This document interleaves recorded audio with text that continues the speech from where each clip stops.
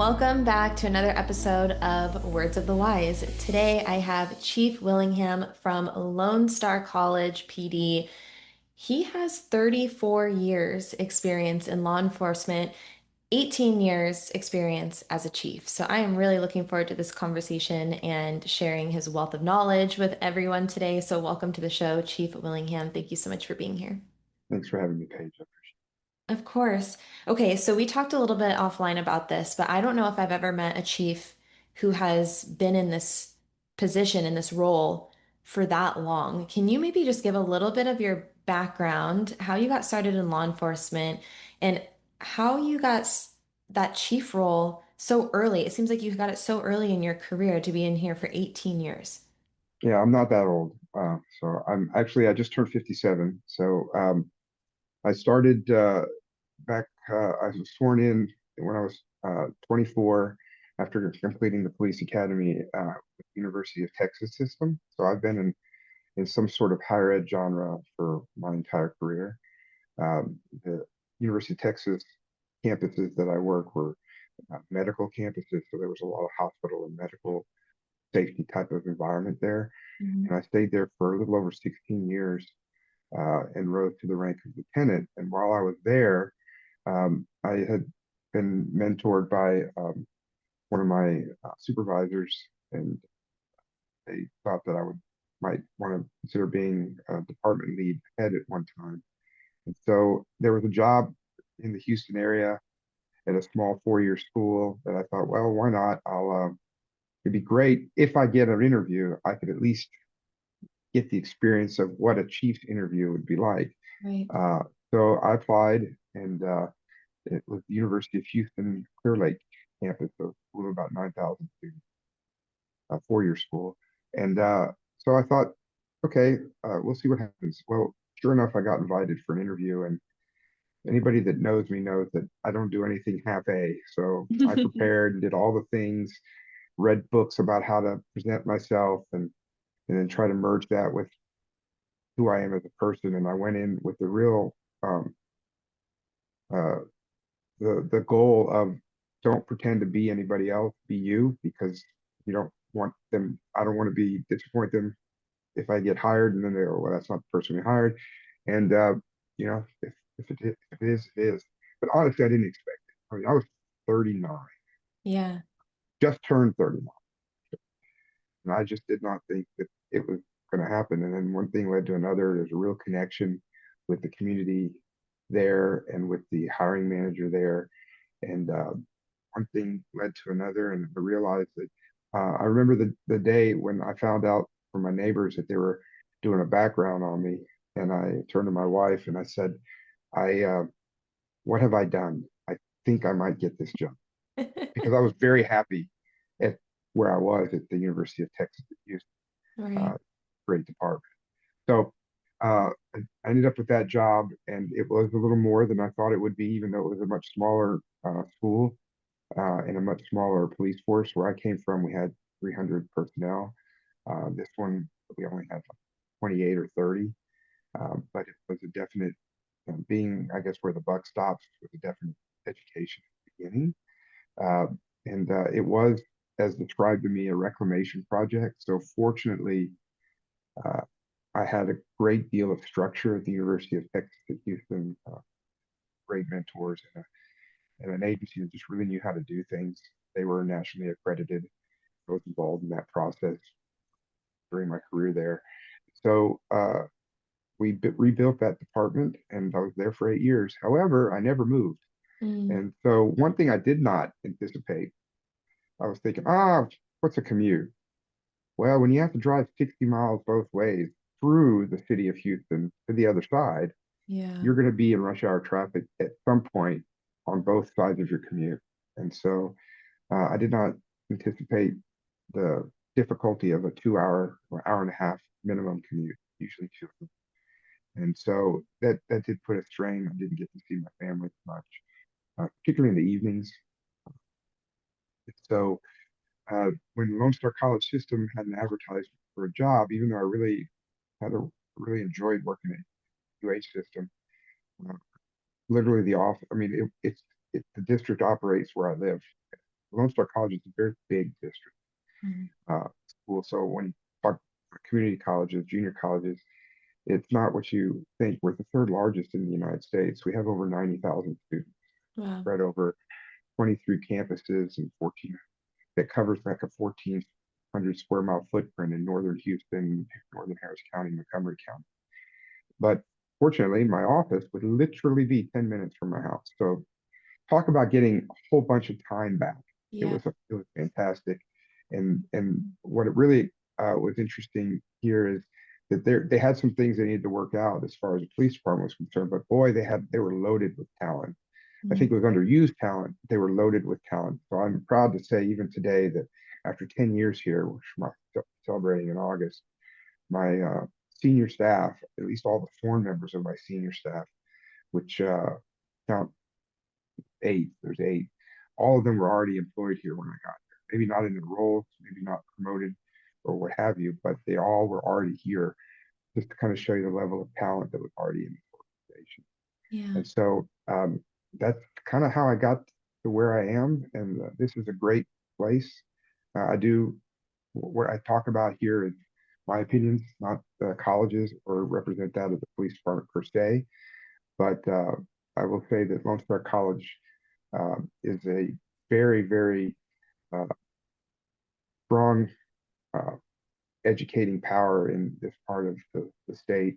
And they just do a great job with a real big focus on uh, first time college students, uh, workforce uh, development for nursing. We have five nursing schools.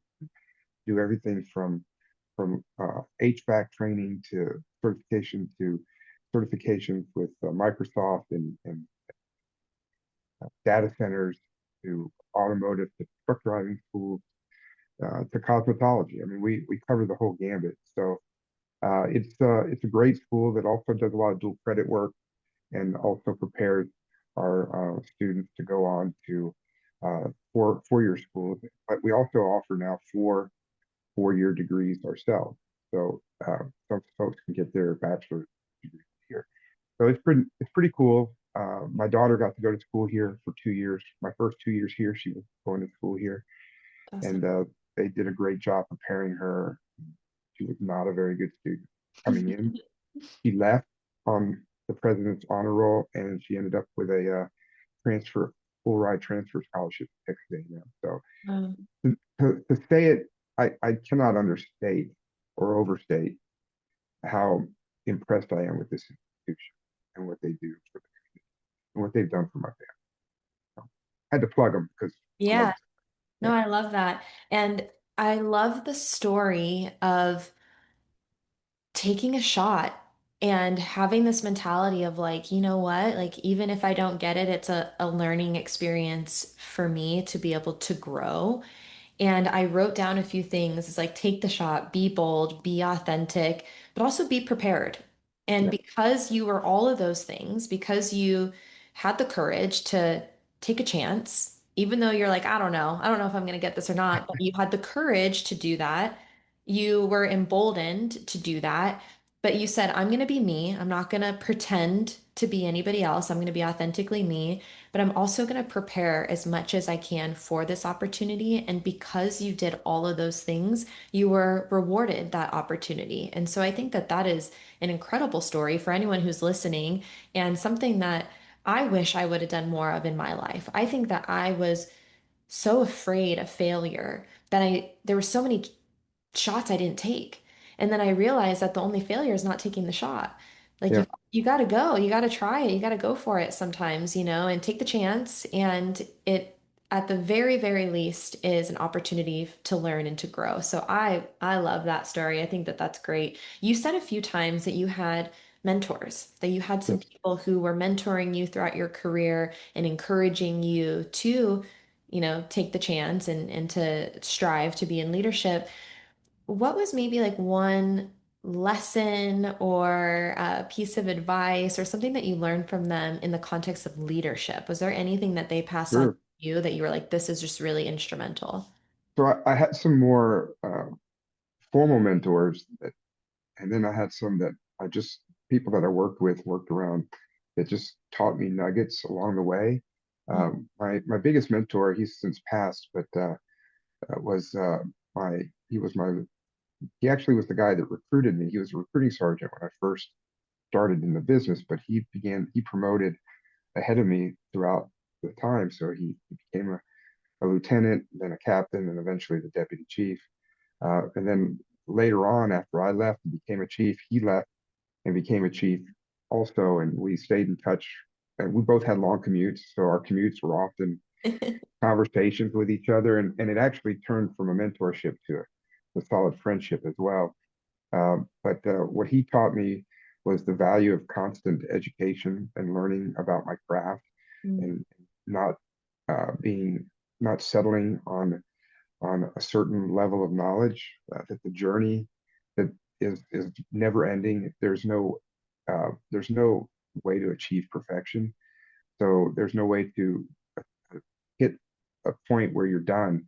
You have to enjoy the journey, and part of that journey is constant growth, constant development, both in formal education and as well as try to expose yourself to experiences. So that was what he brought to the table. In fact, I dropped out of school to become a police officer, thinking, I didn't need to finish undergraduate degree. And with his encouragement, I remember a conversation we had once. I can't go full time because I'm working. I'm just going to have to chip away at it. And he said, it's going to take me like 4 years. And he said, well, in 4 years, you'll be a man still. Uh, but you can be a man with a degree if you start doing something about it. And Mm. so I just chipped away at it and got it. Eventually, I ended up like getting a graduate degree too. So those kinds of things. And he himself modeled all that. He was a very intelligent man, went back and got his second graduate degree while I was working for him. And just some of the conversations we had were just very deep about why it's important not to be stagnant. And one of his quotes, I still use it today. By the way, I think he should be named. His name is Thomas Engel. And I tell you what, he has probably been a mentor a lot of people that have risen. His mentoring has led to me mentoring others. And so there are what I like to call uh, in his chain. There are three chiefs that I have mentored into becoming chief that I directly attribute to him, Tom Ingalls, as the person that mentored me. So, in fact, we even once had a luncheon with all of us just to kind of see kind of like the line of succession. Yeah. But his big line that I still use today is that you have to have fortitude because the job's not easy. People, even the people you lead, aren't always going to agree with you, and so oftentimes you're going to face opposition, and you have to stick to your vision and stick to your ethics and know that you're moving in the right direction. And his comment that always seals the deal is that water is stronger than steel. So people might think they have the upper hand because they come in strong, but if you're steady, you just stick with it, water will erode anything, and eventually water will win. And so, if you've ever been in a flood, you see the damage that a flood can do. Water is very strong. In fact, all of our natural beauty, such as the Grand Canyon and things like that, have come from that very thing, steady, ongoing erosion, water doing its job. And Yeah. so that was something he taught me about resiliency and not giving up. I've had others too. I was very uh,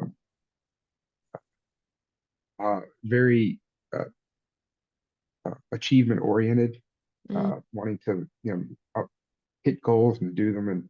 And I had a sergeant when I first became a sergeant that came alongside me. He was about 20 years my senior, and he would always his name was Jim Fisher, and he would always make sure, and he frustrated me too sometimes because I thought he was too like you're too soft. Boy, Okay. he was not. What he brought to the table was, and he was from New England, so he had a real Massachusetts accent. If you think of me saying his words in like John F. Kennedy type Hmm. sense, he would say, "You have to remember the people. The people are the reason that we're here and that we get things done, and we have to take care of the people. So never forget about the people." Yeah. And that really resonated, and it's been a part of my uh, certainly a part of my executive leadership. It's that I constantly focused on making sure that my team is taken care of, that their personal needs and their families uh, uh, needs, their need to be present for certain events and things with their family really does is an important aspect. And when you're in this type of work, a lot of shift work and holidays and things like that, we have to be very deliberate about it, give them opportunities to be at these vital moments in their families, um, in their family. Yeah. Like if their child doing a recital or the big soccer game, big championship soccer game, or whatever the situation is, and we need to find ways so they can be there for them. And so even in times where we have leave moratoriums, certain parts of the year, then there's always an exception. I've got someone that says my son's meant to graduate from basic training in the Army, and graduation is during the leave moratorium that we have the week of our graduation ceremonies here. We have 12 of us, everybody's back. Of course, they're going to get to go. We're not going to tell them, no, you need to stay here while we, no, you need to be there for your son and your family. So it's important for us to make sure we acknowledge that. And so one of our mantras here at the PD is that the people are our mission. It extends obviously to the people we serve, but part of the people we serve as far as leaders is the people on our teams that then take that service to the community. So yeah, serve. I think making sure leaders need to always make sure that their number one priority is that they're serving uh, teams that they're leading. I always appreciate hearing the wisdom that was passed down to you and how that's influenced the way that now you lead your organization and the priorities that you have for yourself and for your people. I really liked the water analogy. The one thing that I thought of is like water is also fluid. Mhm. Like it adapts. And so that was kind of another thing that came in my mind, when you're thinking of the opposition between steel and water, if there's someone who is, maybe representing the steel and they're a little bit set in their ways, Mhm. like strong and set in their ways, versus someone who is willing to be fluid and adapt and move with the times, then that is going to be, like you said, stronger in the long run than being like that, like set in your way steel type person. And so I know that that's not what you had said, but that's what came to my mind too, is like, No, it's very true. how Think can about it, if you could picture, if you will, like what happens when you come across a, a, a body of water that has nothing feeding it, stagnant water, right? It Mhm. grows mold, mosquitoes, you get nasty, right? You can't even see to the bottom versus flowing water has that strength. And Yeah. I think a lot of folks get satisfied at a certain place. And I think one of the things that it's important for leaders to do is to try to encourage them to see more of their capabilities because I think most people feel capped, and it's really a self-imposed. I've been there myself, mainly in my physical fitness journey, but I've been there in different ways where I feel like I'm capped, and people can come alongside you, especially dynamic leaders who might see talent in you that you don't have. And that's one of the things I've always tried to do is try to find that untapped potential in people.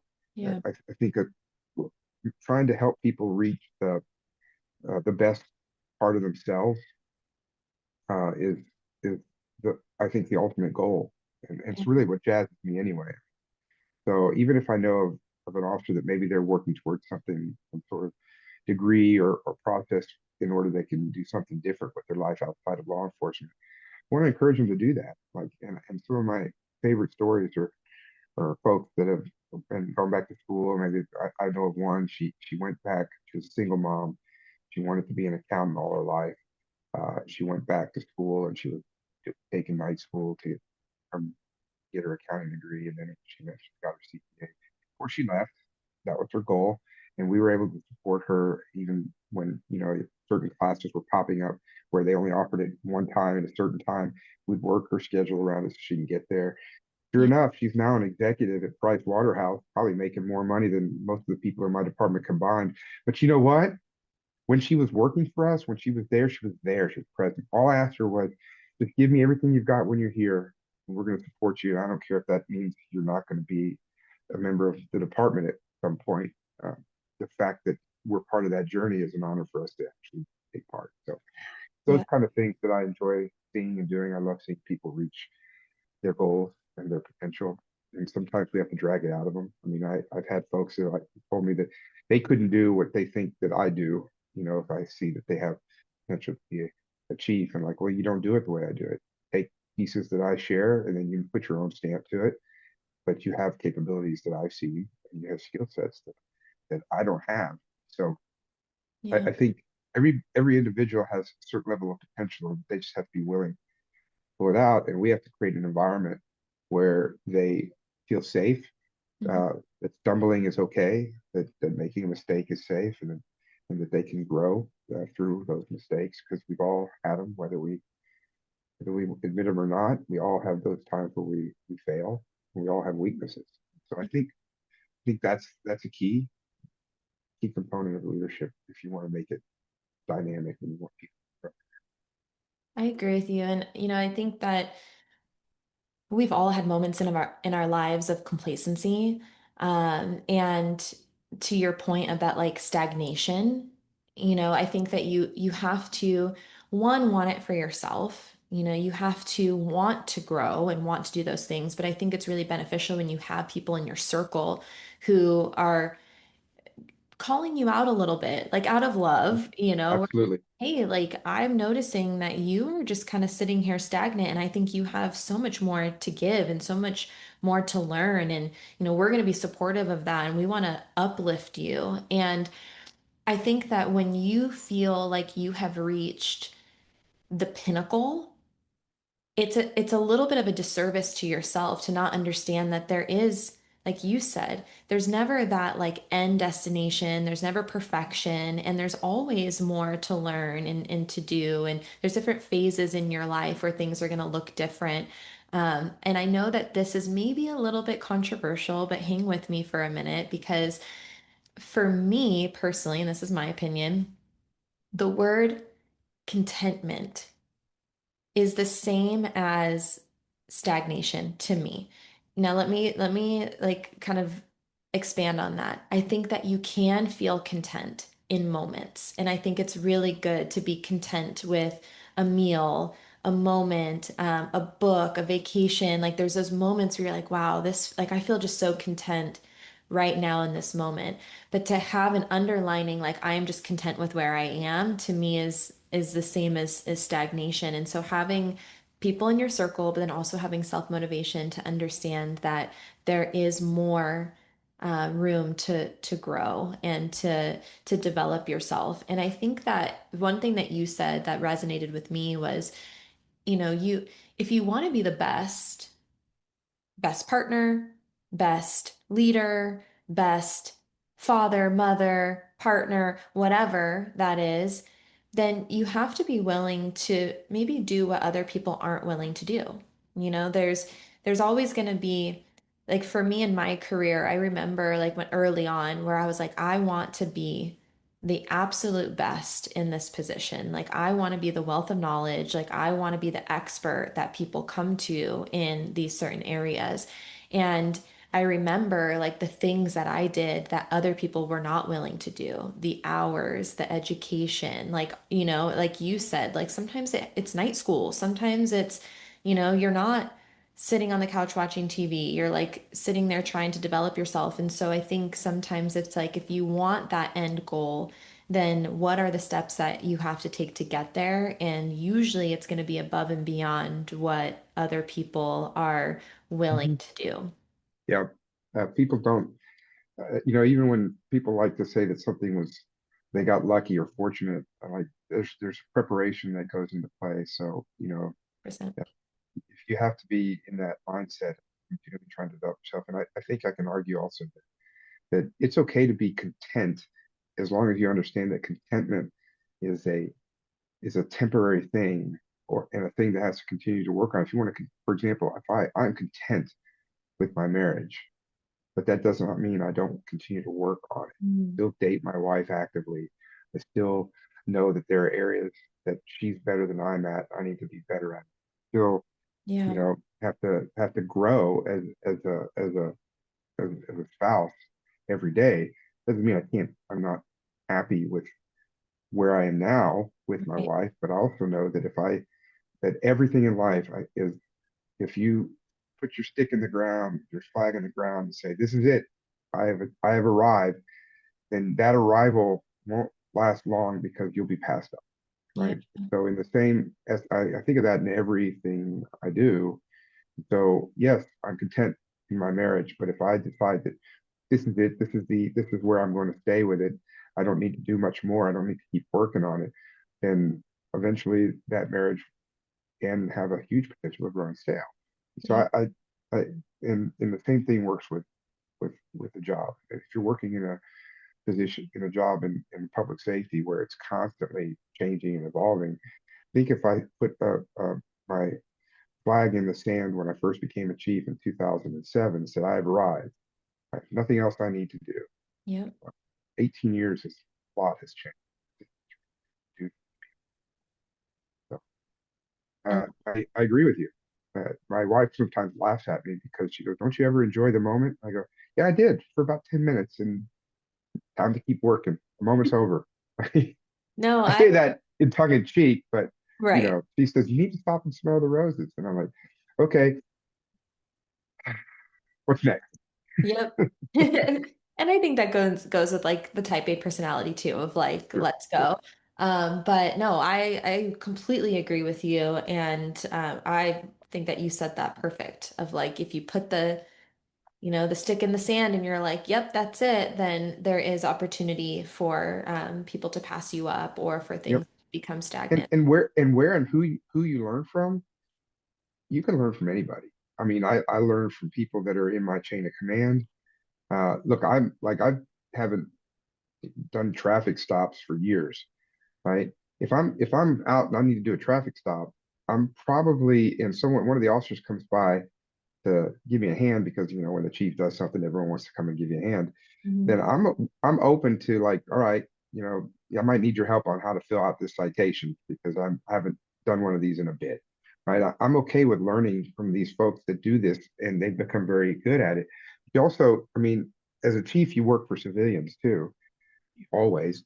And I've worked for lots of different people that have always taught me something. And they've all come from different backgrounds, from finance backgrounds to right now I work for someone who is an attorney. And I could tell you, and it doesn't matter. You can learn so much from how different people handle different situations and learn from their lens Yep, that there's always an opportunity to grow and build your your leadership portfolio. I agree. I wanted to talk a little bit about wellness. And, we know that this career is challenging. Shift work is challenging. The things that you see, the things that you experience, I would assume, and you can correct me if I'm wrong, that every um, position that you've been in throughout your career has different stressors and different challenges that come with it. How has this profession impacted your personal wellness over the years? Good question.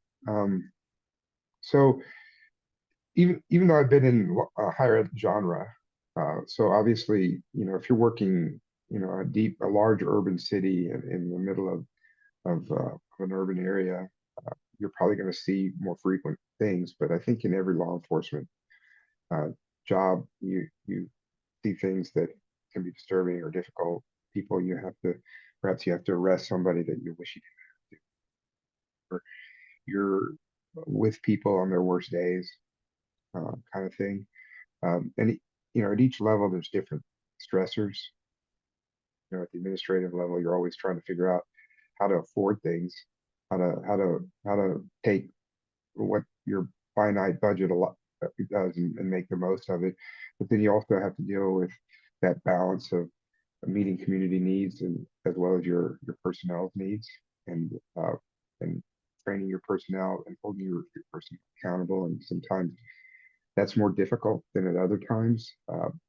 Developing a culture in an agency can be a big strain, and I think it's a lot of uh, senior leaders sometimes forget to celebrate their victories because turning a big ship around, and my agency has 200 personnel here, so it's not small, it's not mega, but it's still a big organization, made even larger by how spread out we are. We have 5 different substations, but we see it things move so slowly that once we get to a certain point, we forgot. I think so oftentimes it's easy to forget where you started from, Mm, and so it's important to take role, if you will, and document history and celebrate successes and encourage your team to celebrate those successes.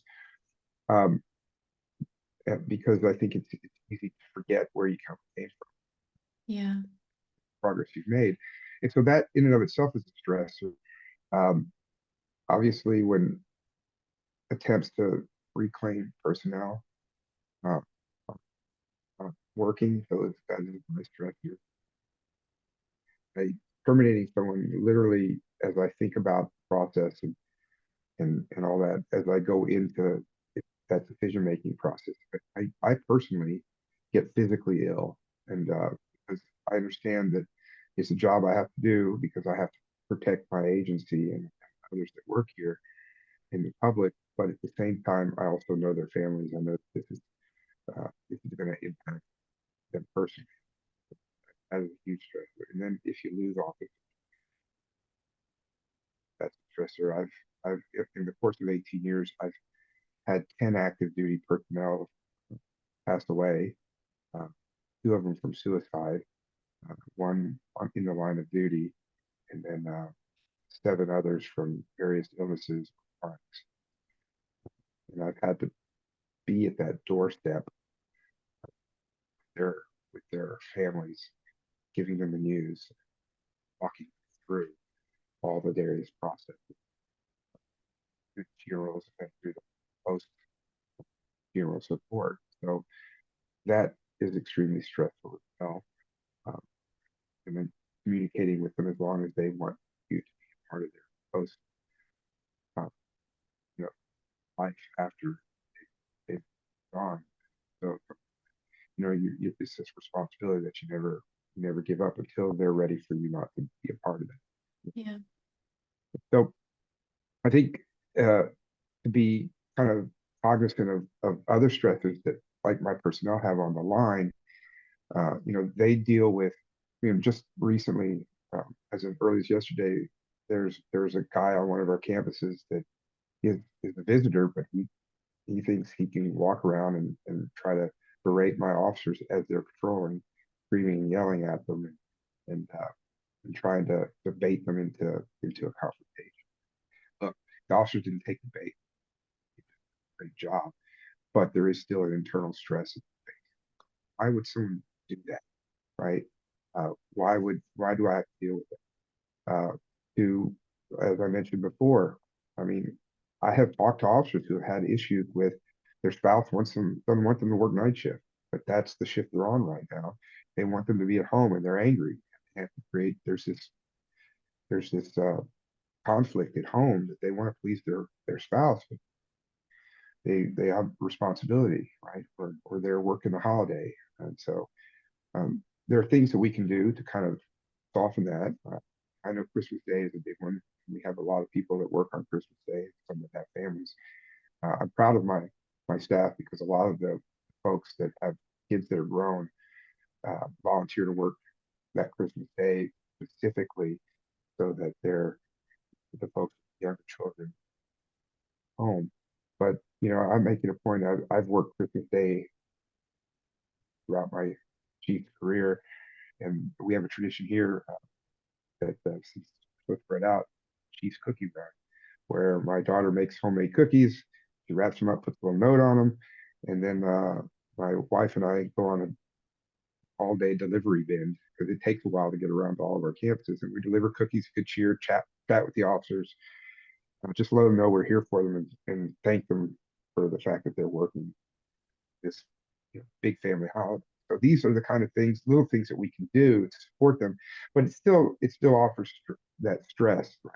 shift work stress, Mhm. that's still having to deal with someone that's in mental health crisis, uh, scared about their own mental health, maybe, uh, you know, physical stress. These are all things that all police officers deal with that aren't even necessarily something that happens in the field. There are those acute stress moments, but I think it's a grind moment too. And then quit looking at social media because it's not always friendly. It's toxic. So you struggle with what they hear on TV and what they see on TV. Uh, everybody wears a similar color uniform.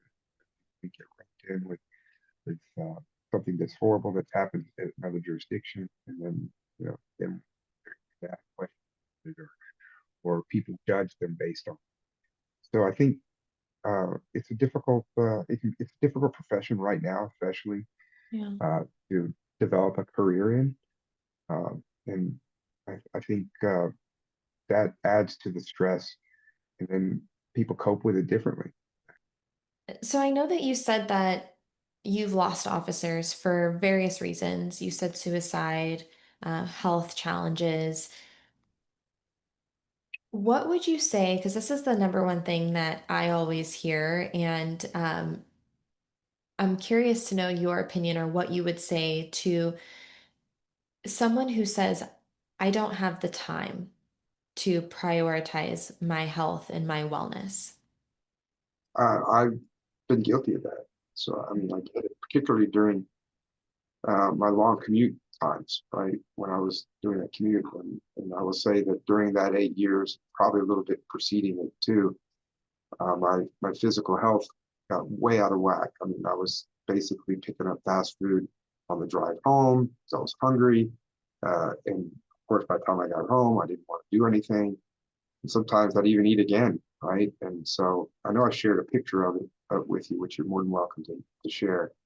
That by a certain point in 2017, I had ballooned to 375 pounds, Oh, um, and I could feel it, right? Um, and so, but it just kind of snuck up on me, if that could sneak up on somebody.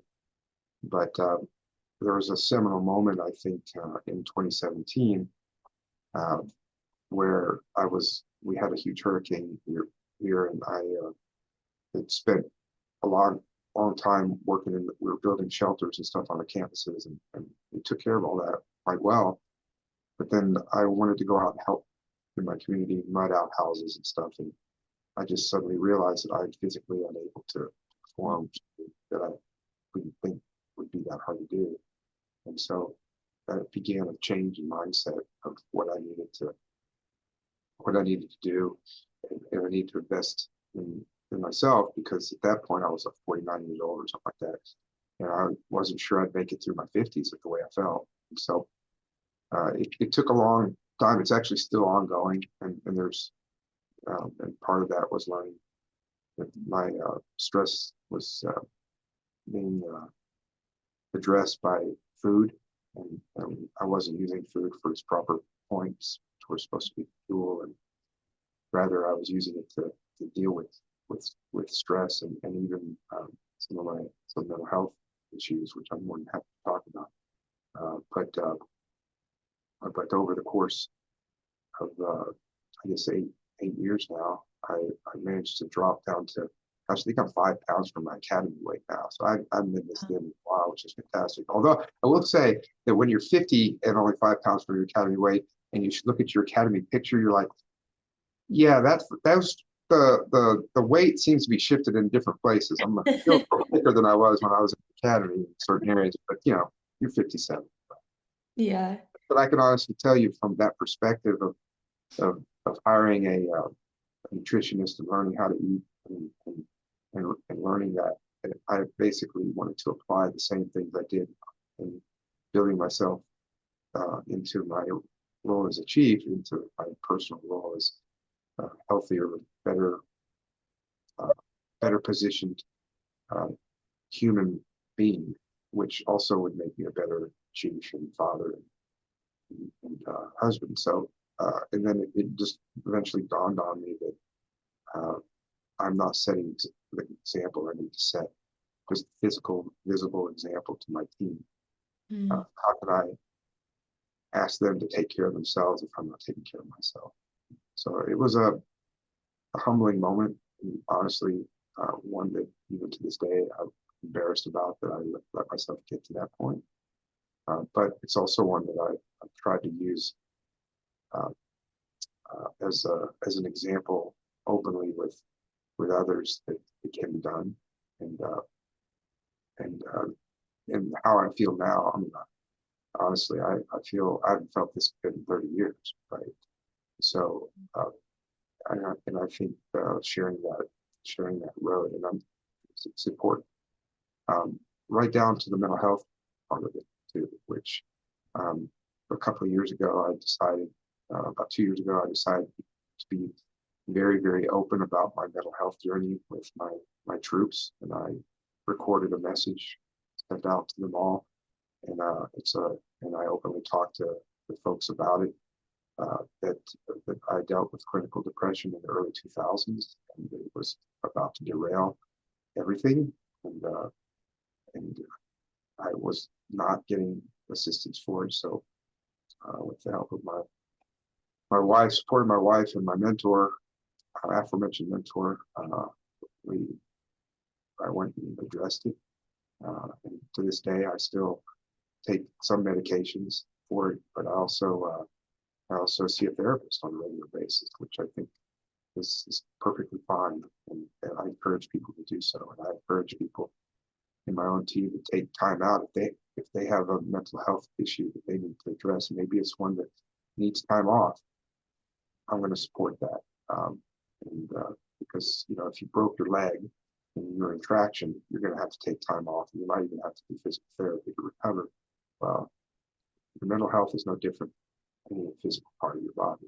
Yeah. So I'm going to encourage people to do it. And then, I always like to tell them that, hey, just so you know, I go see a therapist twice a month, and our insurance that is paid for allows me a $25 copay. So saying that it's too expensive is not really an excuse. And Right. the roadblock that you have about seeing a therapist, like no one needs to know. Just go. Yeah. Right? And there's a certain freedom about talking to somebody that you don't know in any other capacity, right? That Yeah. allows you to kind of unload sometimes just random thoughts. And I think that's important to encourage our staff to do that. And I then also agree. taking care of both their physical and mental health.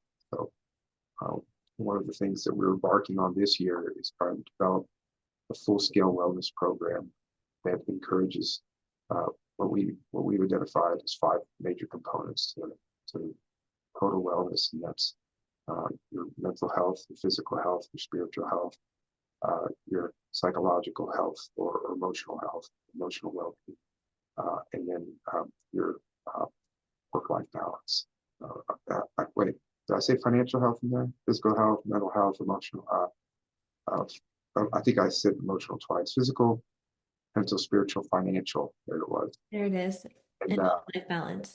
your work-life balance. Yeah. Because I mean, I know nowadays it's hard to say that because everyone has a phone and take pictures. But back in the day when you had a wallet, picture in your wallet, right?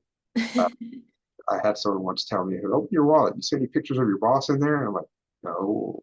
Where are you going with this?" They're like, "Who do you have in there?" Well, I got a picture of my daughter, my wife, my dog. Like, so no pictures of your boss? Nope. And why are you spending so much time there and not enough time investing in your family? Yeah. I have a few things I want to say about what you just said, so bear with me because I feel like there's so many good things in there. I heard this thing to your point of what you just said. I heard this thing recently and I thought it made total sense. It said that your life and your wellness is like a juggling act, right? You have all these different components, and you said a lot of those. You have your mental health, you have your physical health, you have your financial health, you have, your home life, you have your work life, and you're juggling all of these things. And the analogy was that work is like a rubber ball. All the other components are glass. And if you let your work ball drop, it'll bounce back, right? Like it'll be there. Work will be there. But if you let any of the other balls drop, they might be to the point where you can't repair them. Replically shattered. That's Yep. so deep. Cracked, shattered. And so I loved that because it's like, hey, like, how did, and the question was, how did we societally get to a point where that work ball was the most important thing? And that you're trying to keep that in the air the whole time. And it is important. Careers are important. Your work is important. When you're there, give it your all. Like, I'm not saying to completely dismiss your career, but it's like, to what detriment? Are you prioritizing that rubber ball so much that you are dropping your health, your family? And so I loved that because I was like, wow, like that makes total sense of like, yes, it is a challenge because you are juggling all of these things, but how can you put more of that priority into the things that truly matter? Like if you don't have your health, how can you be the best version of yourself at work? If you don't have your family, what, when you retire, what do you go home to?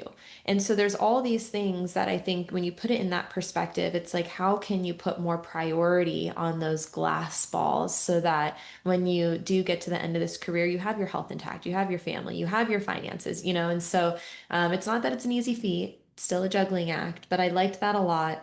And I really like that you said you had to change your mindset. And I think that's what it is. I think that, when we sit here and we say, well, we don't have time, it's it's not that you don't have time, it's that it's hard. It's hard to find the time. But it is a reprioritization of time. And so I love that you share your own personal story about what you went through physically and mentally because it's relatable. It's like this like reminder that we're human, and I appreciate you being authentic and vulnerable to share like, hey, like I did let these things slip or get away from me. I did reach a point where I really needed the resources to be able to eat better and to lose weight and to talk to someone. And I agree with you, talking to someone is really helpful. I've been through that too. And I was so resistant to that for so long. I was like, I don't need help. I'm good. Everything's good. But then when you talk to someone, it feels like so much lighter to be able to just offload that stuff. And so I appreciate you sharing that. And I agree. I think it's mindset. It's how can you shift your mindset into saying, it's hard to find the time. I'm really busy, but it's important to me to be able to have my physical and my mental health. And so, where can I find that space? Where can I find that time so that we can keep those glass balls in the air?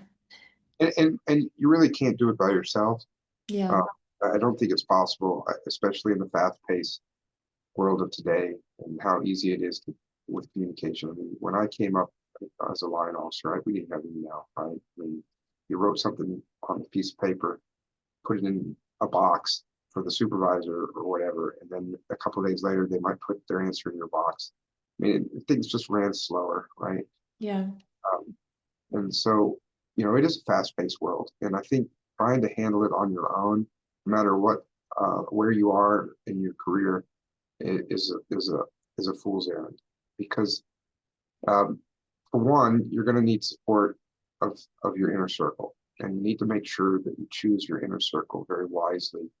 And you want people in your inner circle that to uh, are going to feed into you, not be a constant drain. I know it's a give and take because deep friendship, you will have to be there for them as well. But you want it to be a balanced relationship, not one where you're the one that's always giving and there's nothing coming back. And I think it's important to pick people that aren't impressed with you. I have a good friend that quite frankly just says, just so you know, I just want you to know that you don't impress me, right? And she says that not in a way of like, you're not an impressive person or blah, blah, blah. It's just like, I know you. You're a human being, and that's who I know you first at. Like, I And don't idolize you. yeah, right. And I appreciate that. And I think a lot of times, when we get in these circles, your friends like, oh, you must have the best stories. You're a cop, blah, blah, blah. And then they all want to hear about you, and you. And then, you can't believe your press, right? And so it's important to have people in your inner circle. And I'd rather have a smaller inner circle than a huge inner circle. I think the smaller, the more intimate you are with those people in that circle, and they know you for who you are as a human being. And honestly, I share this with every incoming person in my department. Is hey, you had friends before you got here, right? Close friends. Oh yeah, yeah. Keep them. Yeah.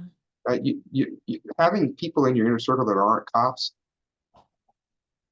good idea. Because you don't want to be talking about cop stuff all the time, because that's what it'll end up devolving into if your coworkers or your closest friends or your only closest friends or your closest friends are all cops. It just, you know, I got, I've got a group of 5 friends that really do all kinds of things, and they have all different kinds of outlooks on life. But boy, none of them none of them think I'm the schniz noodle, as they say. Right? I just I'm just Paul, right? And that's great. That's what I want.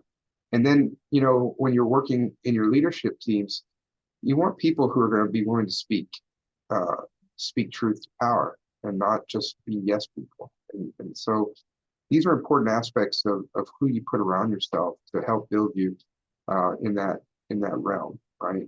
And obviously, choosing a partner in life is a huge decision that needs to be very deliberately made because while emotion is certainly you want to feel it, but there's a mental commitment that has to come into play too. And I think one where you really complement each other well. So you have to be reasonable as to who you're putting your. I mean, gosh, a life partner, that's it. You Yeah. better pick well. And so I think it's very important to surround yourself with good people and understand that you do need help.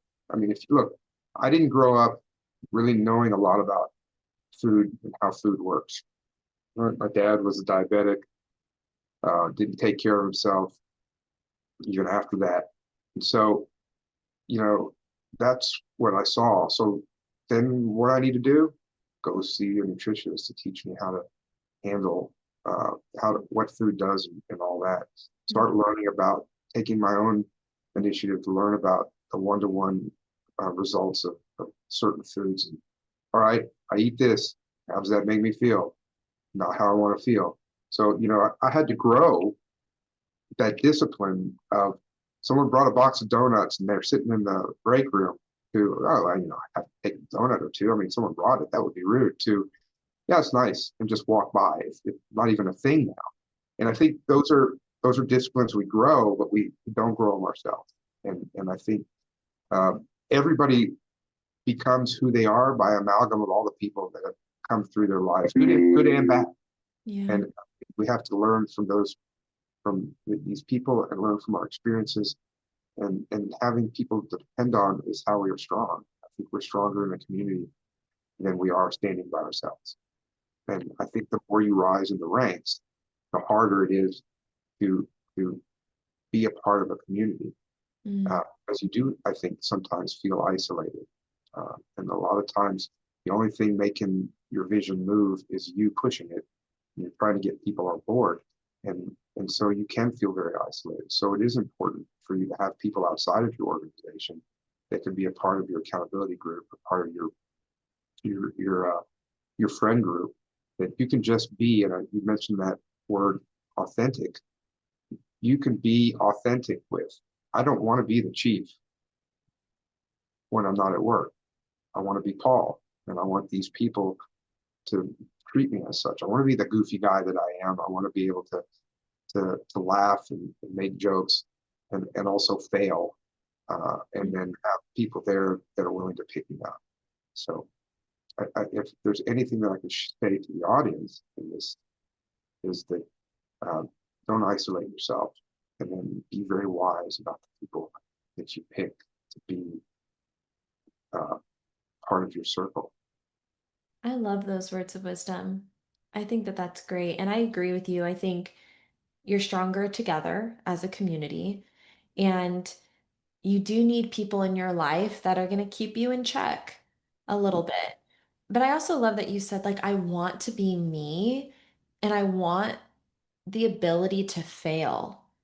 Like, what a strong statement to make because so many people are so afraid of failure. But for you to be like, I want to be able to do that because that means I'm growing, and I want people in my circle who genuinely care about me for me, who are going to help to pick me up. And there's two sides of that coin, right? You said that there's like this self-assessment that you have to make to say, okay, I'm going to make these choices for myself for these reasons. I'm going to choose to eat healthier. I'm going to choose to do these things. And that's kind of that self-assessment and the self-accountability. But then I also want people in my corner who are going to call me out if maybe I'm not doing the right things. And I think there's beauty in that. And I think you're right. Like, I think a lot of times you surround yourself with people who are agreeable and who are going to just accept poor behavior sometimes, because then it means, Contribute to it. or contribute to 100%, because it makes you like, it validates your decision making, right? And I've done that before where I was making not great decisions for myself, and I by choice surrounded myself with people who are making those similar decisions, because then there's not a problem. No one's going to call you out for it, because if they call you out for it, they're calling themselves out, and you know that no one's going to do that. So I agree with you. Keep your circle small and have them with like really good quality people who just want what's best for you and are not going to sugarcoat things but want you to succeed. I think that's important. Like, you don't want people who are always just criticizing you, but you want people who like genuinely care and want you to succeed and are willing to call you out if you're not making the right choices for yourself. Absolutely. And so um, that's a huge component of our own growth and our own emotional maturity. Um, we're, I can tell you now, after 18 years, I am a much more mature leader today than I was 18 years ago. Heck, today than I was last month, right? It's a constant progress. But I think one of the key components to growth and is the ability to not to see yourself with a, I mean, I'm not talking about going and beating your head against a brick wall. I failed, I suck. No, I'm talking about being willing to understand that you're not perfect and being willing to work on those imperfections, and then acknowledging, where your strain points are and where you need to work on things. I think it's, I think it's a valuable tool to take personality tests, because you need to know what your hardwiring is so that you can make deliberate decisions that you know that your default under stress might be this, Mhm. or your default when you get angry is this. And if you don't want to be someone that lashes out, in a certain way when you get upset, then you need to recognize when you're beginning to get upset so that you can make a conscious decision to do something different and even work on how that would be. And that's like a constant thing of trying to develop that. Um, I mean, I'll give a great example of this. There's I understand that I can get angry quickly. Yeah. I know that that is part of my personality. It's how I grew up with that in my family. Uh, but over the course of time, I also have learned what that does to the people around me. And it's important that I not come across that way. So I'll give you an example. I flew in Sunday. I'm waiting for my wife to pick me up. I look at our Life 360. She has not left the house yet. I'm sitting there with my bag's waiting. Like, mm. And so I said, I texted her. I said, hey, I'm just going to get a cab. And she's like, oh, I'm on the way. And I looked, she was, but it was going to be another 20, 30 minutes before she got there. So I said, look, I'm already on my way to get a cab. Just turn around and get in the cab. It's about 40-minute drive, 30, 40-minute drive. So during that time, I just closed my eyes like, you, when you get out of this cab, you're going to be happy. You're going to greet her because you haven't seen her in a week. And you are not going to say a single word about this at all. Hmm. Because if you do, it'll ruin the Sunday and it will certainly cause friction, be an issue. Let it go. It's not that big of a deal, especially since the cab ride gets expensed anyway because of the business trip. Yeah. So that's what I did. I made the conscious effort. I got out. I was like, hey, I love you. I came up, hugged her, kissed her, grabbed my stuff. And, and it, I could, of course, she apologized as she probably would. And I said, don't worry about it. We got it covered. And we went on and had a delightful day. Uh, which probably would not have been me 10 years ago, to be honest. But it's and then I celebrated that success, going, talk to myself, hey Paul, I call myself Paul. Uh, I said, good job with that, man. You could have been a real jerk, and you didn't, and it created something different in that relationship with your wife. So that's just a kind of an example of how we all can grow and be better versions of ourselves every day, just by understanding who we are and then trying to smooth out some of those rough edges and how we were raised or how our hardware is wired. So Yeah. we're all capable of being better than our instincts sometimes. Yeah. No, I love that. And I wanted to kind of just recap everything.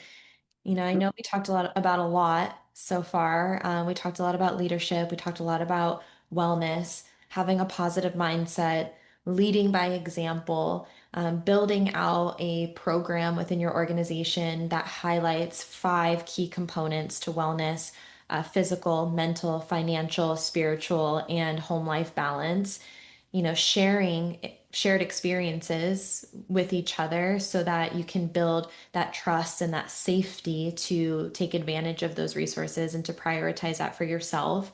Strive to be the best version of yourself that you can through learning and growing and developing. Surround yourself with good people, um, preferably some people maybe outside of your profession that are going to keep you in check. And I was maybe just hoping, because that's a lot.